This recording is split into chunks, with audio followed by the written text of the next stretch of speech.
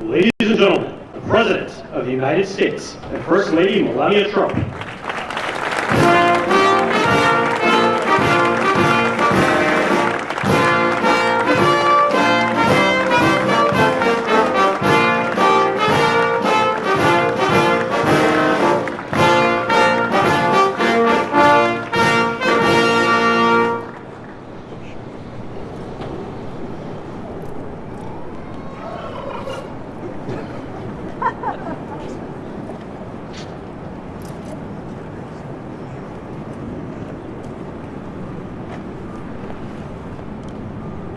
Thank you very much, and I hope you like our new beautiful patio with matching stone to the White House. If this were grass today, you'd be sinking into the mud like they've done for many years.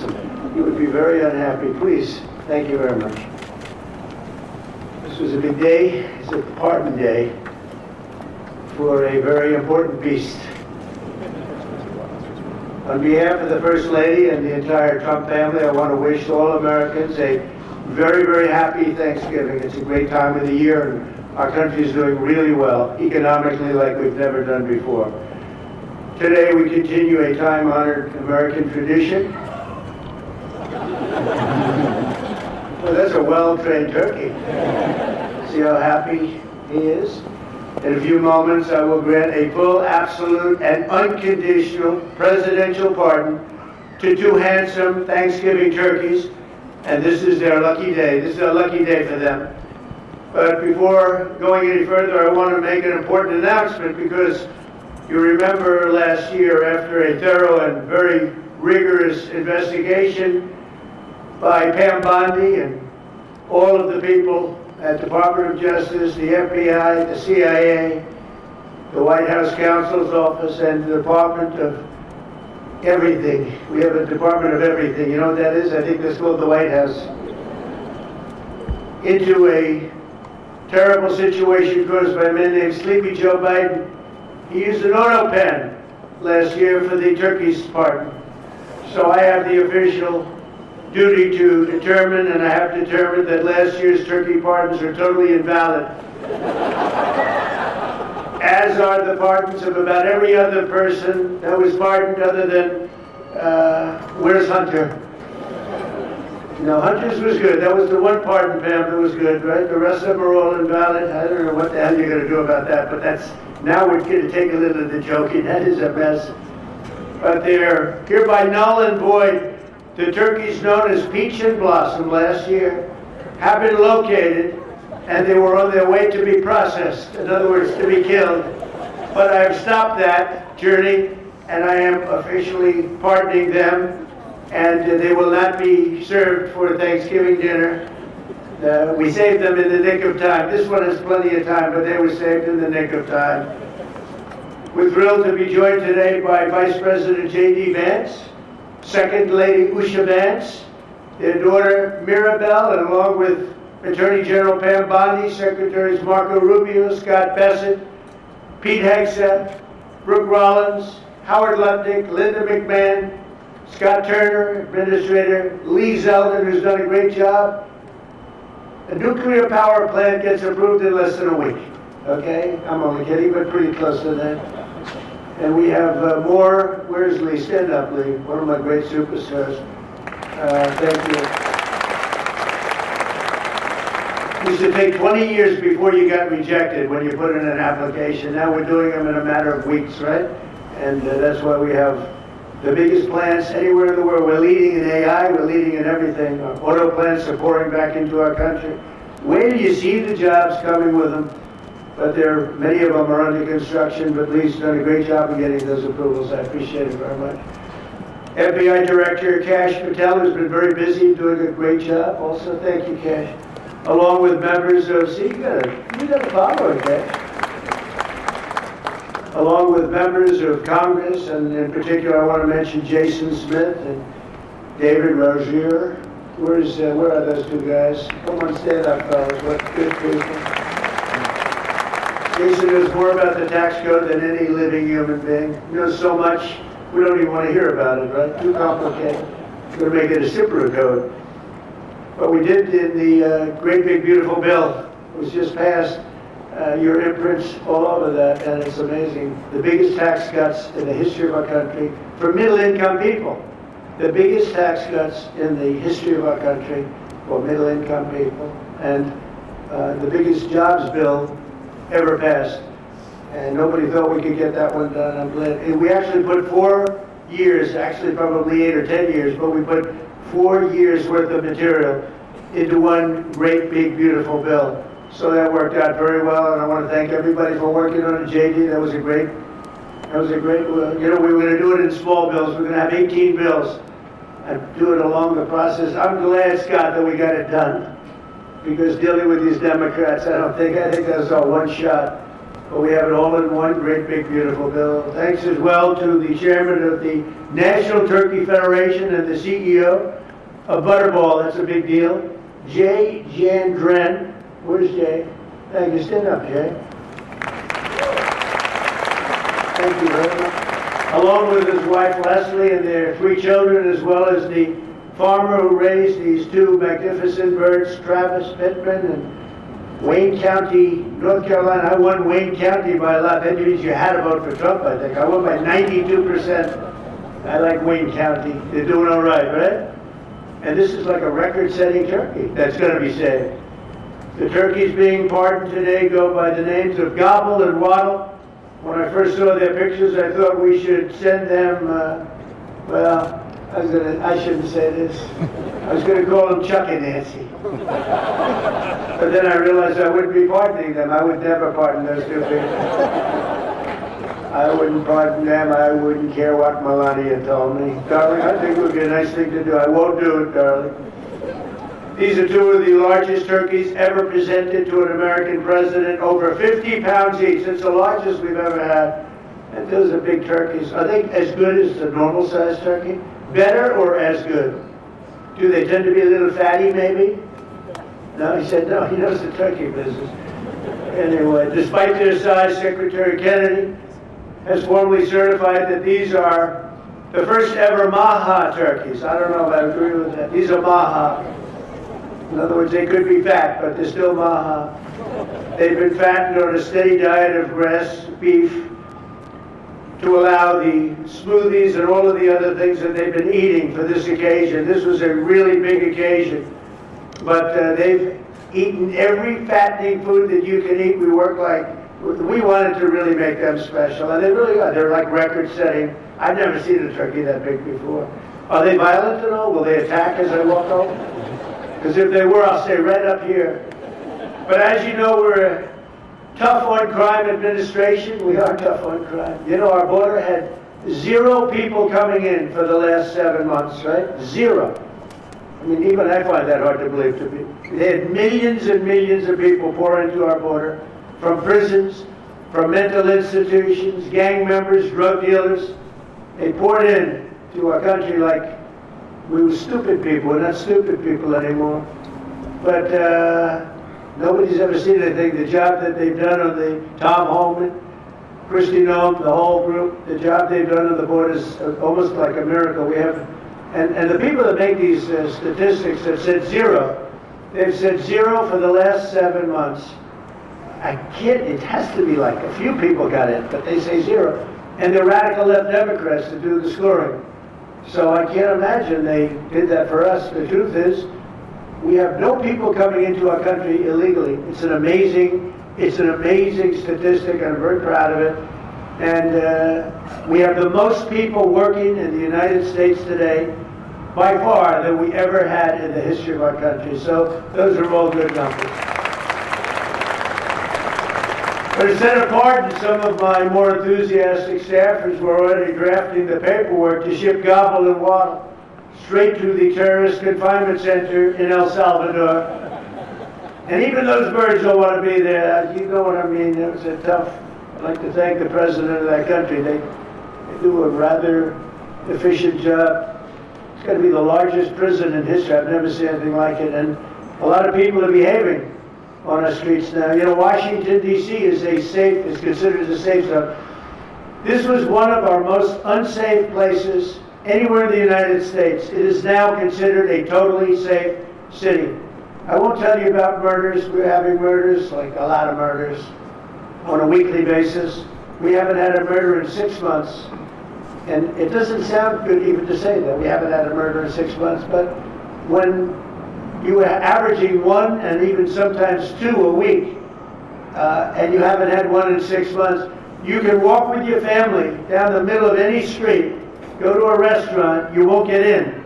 They're opening new restaurants all over, and it's really been a beautiful thing to see. So Washington, D.C. is now a totally safe city, and a year ago it was a criminal mess. We removed, Pam, 1,700 people, career criminals, and people that came to this city from Venezuela and many other places. They were let out of prisons and they came here. There were Tren de Aragua, a lot of Tren de Aragua, that's from Venezuela. And we got them all the hell out of our country, or they're in prisons now. And you can walk down any street in Washington and you're going to be just fine. And I want to thank the National Guard. I want to thank Pete Hegseth. The job you've done here is incredible. And I hear you having the same kind of success in Memphis, Tennessee. We had an even worse situation. And Memphis crime is down 64% in 3 weeks. And by the time you have 4 or 5 weeks, you're going to have it down almost where there won't be crime. And we could do that in Chicago, by the way, if they would let us. If the mayor was a low IQ person, but he should understand this is a very serious thing. You saw all the crime that took place last night, the night before. The woman with the burning, they burned the woman. To be talking about that now. They burned this beautiful woman riding in a train. A man was arrested 72 times. 72 times, think of that. And they'll let him out again. The liberal judges will let him out again. But we're ready to go. You know, we've been moving toward Chicago. We have a governor that thinks it's wonderful that only like 7 people were killed this week.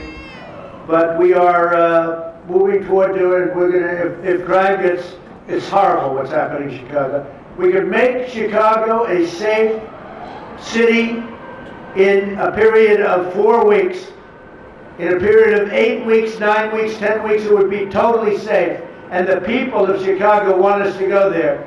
And if you look at the crime that's taken place in Chicago in the last 2 weeks, just take a look. It's on the front page of every newspaper. It's out of control. The mayor is incompetent, and the governor is a big fat slob.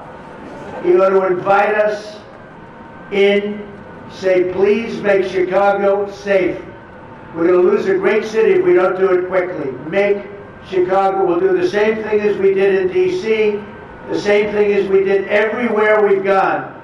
It's become almost instantly safe. And I want to do it in Chicago. So Governor Pritzker, if you're listening, let's get your act together. Invite us in. We're going to make your place so safe. You're not going to have these crimes that are making the newspapers and the front page of every newspaper and television story, news story.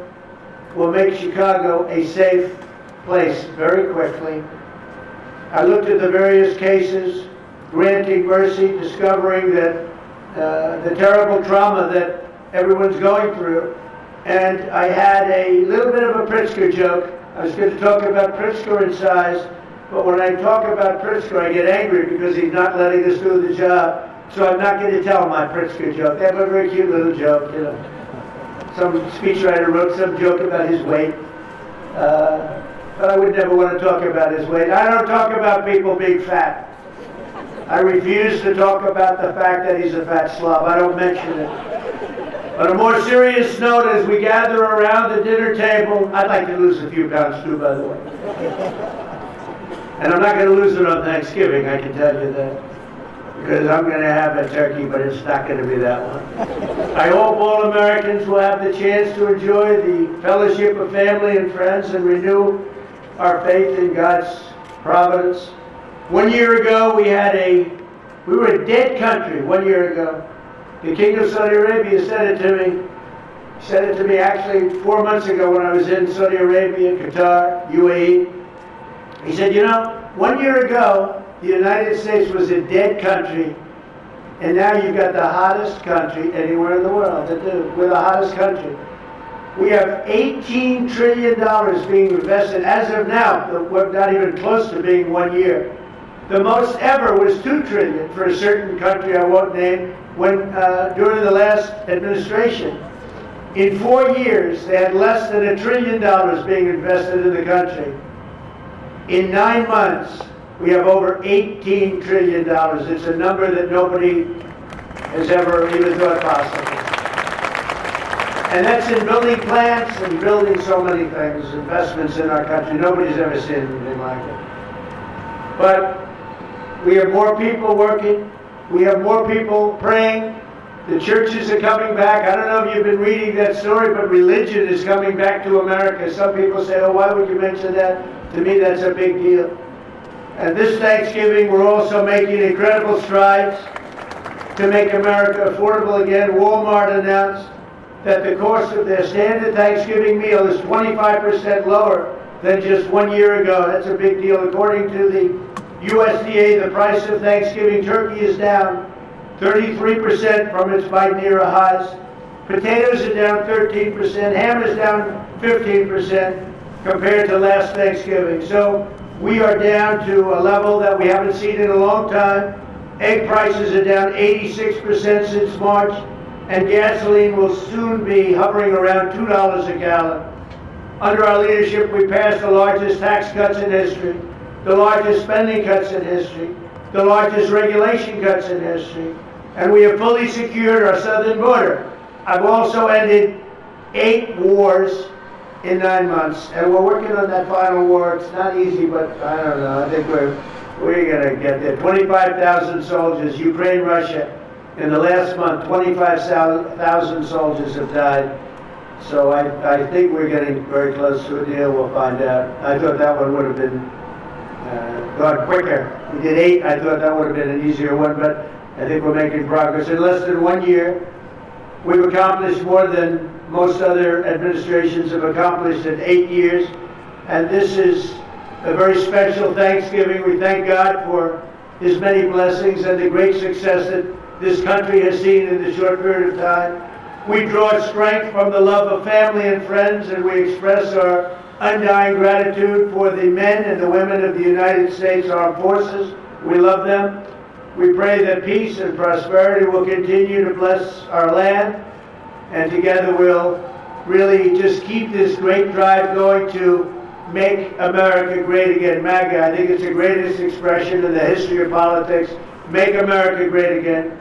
So once again, Melania, thank you for doing such a great job and being such a great First Lady. And now let's go and give Waddle, by the way, is missing in action, but that's okay. We'll pretend Waddle is here. The gift that they've been waiting for. And I'll move over and I will just say very nicely, Gobble, your pardon. Come on, let's say it in front of Gobble. Thank you very much, everybody.